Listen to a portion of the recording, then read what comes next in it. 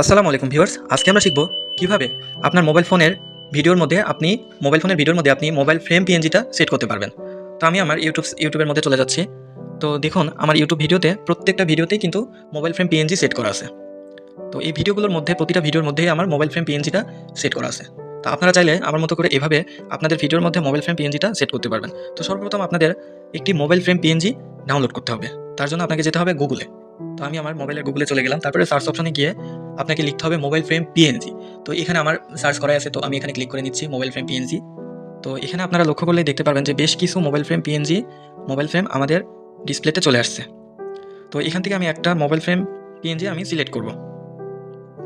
তো এখান থেকে একটা মোবাইল ফ্রেম পিএনজি আমি সিলেক্ট করব। তো আমি এখান থেকে এই ফ্রেমটা সিলেক্ট করলাম। তো এটা আমাকে এখন ডাউনলোড করতে হবে। তো আপনারা আপনাদের স্ক্রিনের উপর চাপ দিয়ে ধরে রাখলে এই দুইটা অপশন আসবে, ডাউনলোড ইমেজ, শেয়ার ইমেজ। তো আমি ডাউনলোড ইমেজে ক্লিক করলাম। তো আমি এখন সরাসরি চলে যাচ্ছি আমার গ্যালারিতে। তো গ্যালারিতে যাওয়ার পরেই আমি দেখতে পাচ্ছি যে আমাদের যে মোবাইল ফ্রেম পিএনজিটা সেটা আমাদের গ্যালারিতে ডাউনলোড হয়ে গেছে। তো এইটাকে এখন পিএনজিতে কনভার্ট করতে হবে। তো তার জন্য আপনাদের প্লে স্টোর থেকে একটা অ্যাপস ডাউনলোড করতে হবে। তো সেটা হচ্ছে ব্যাকগ্রাউন্ড ইরেজার। তো আমি সরাসরি চলে যাচ্ছি আমার প্লে স্টোরেতে, তারপরে সার্চ অপশনে চলে যাচ্ছি। তো এখানে ব্যাকগ্রাউন্ড ইরেজার এটা কিন্তু আমাদের ডাউনলোড করতে হবে। তো আমারটা ডাউনলোড করা আছে, এই জন্য আমি ওপেনে ক্লিক করে নিচ্ছি। তো আমি সরাসরি ব্যাকগ্রাউন্ড ইরেজারে আমি প্রবেশ করলাম। তো এখানে লোড এ ফটো, তো লোড এ ফটোতে আমি ক্লিক করে নিলাম। তারপরে আপনারা লক্ষ্য করলে দেখতে পারবেন যে আমার মোবাইল ফ্রেম পিএনজিটা এখানে চলে আসছে। তো আমি পিএনজিটা সিলেক্ট করে নিলাম। তো তারপরে এখানে উপরে লক্ষ্য করলে আপনারা দেখতে পারবেন যে ডান লেখা আছে। তো ডানে আমি ক্লিক করে নিব। তারপরে এখানে নিচে বেশ কিছু অপশন আছে, all auto, auto colour, magic, manual, repair, zoom. এগুলোর প্রত্যেকের কিন্তু এক একটা করে কাজ আছে।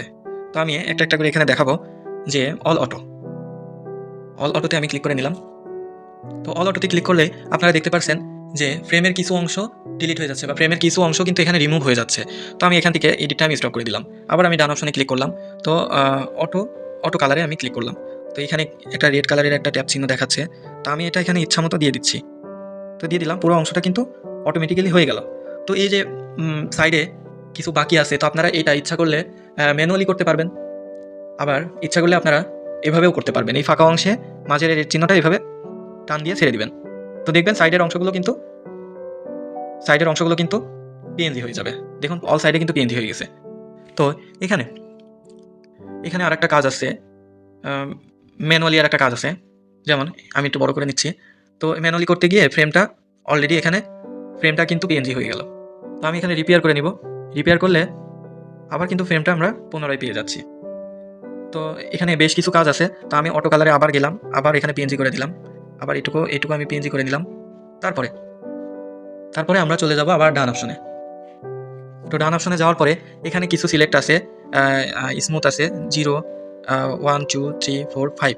তো আপনারা দেখবেন যে ফ্রেমটার কিন্তু পরিবর্তন আসবে। ওয়ানে স্পষ্ট দেখা যাচ্ছে, তারপরে কিছুটা 2তে, 3তে, 4এ, 5এ।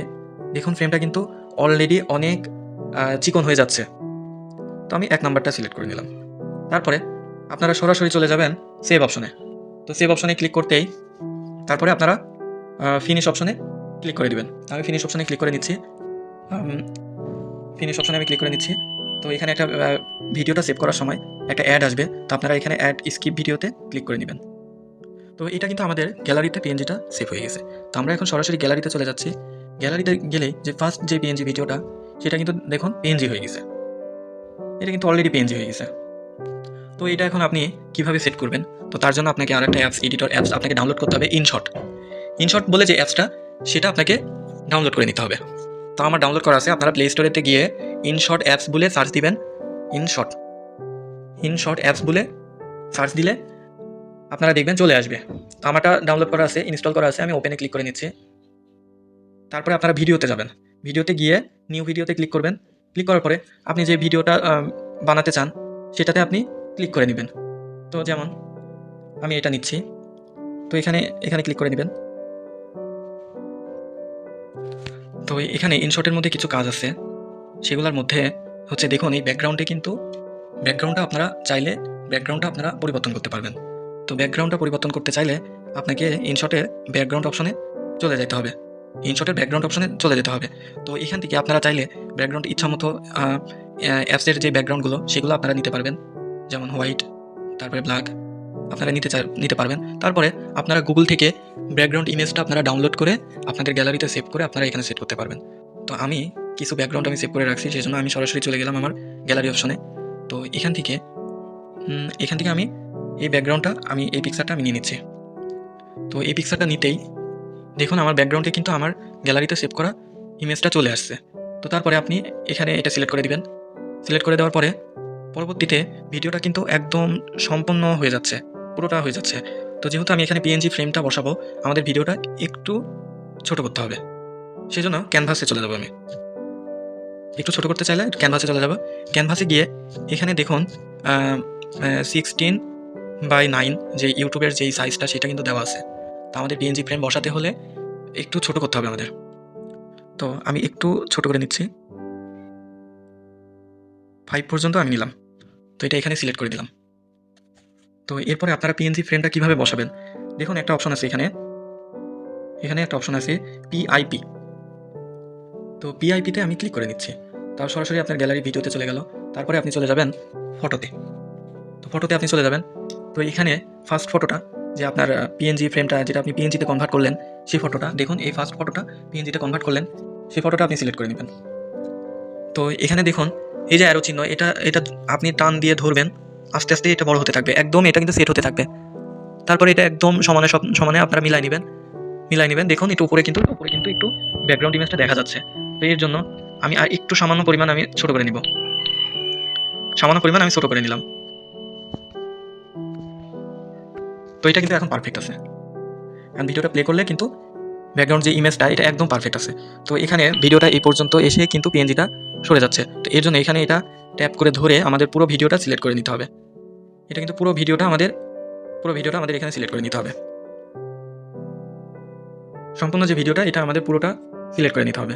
তো তারপরে এখানে দেখুন এই সিলেক্ট অপশনে আপনি ক্লিক করে দিবেন। তারপরে এখানে যে সেভ অপশনে আছে, সেভ অপশনে এখানে ক্লিক করে দিবেন। সেভ অপশনে ক্লিক করে দিলে আপনার ভিডিওটা ডাইরেক্ট সেভ হয়ে আপনার গ্যালারিতে সেভ হয়ে যাবে। তো এই ছিল আজকের ভিডিও, যে কিভাবে আপনি আপনার ভিডিওর মধ্যে একটি মোবাইল ফ্রেম পিএনজি সেট করতে পারবেন, বা আপনি একটি মোবাইল ফ্রেম পিএনজি বসাতে পারবেন। তো আজকের ভিডিওটা এই পর্যন্তই। ভিডিওটা শেষ পর্যন্ত দেখার জন্য ধন্যবাদ। আল্লাহ হাফেজ।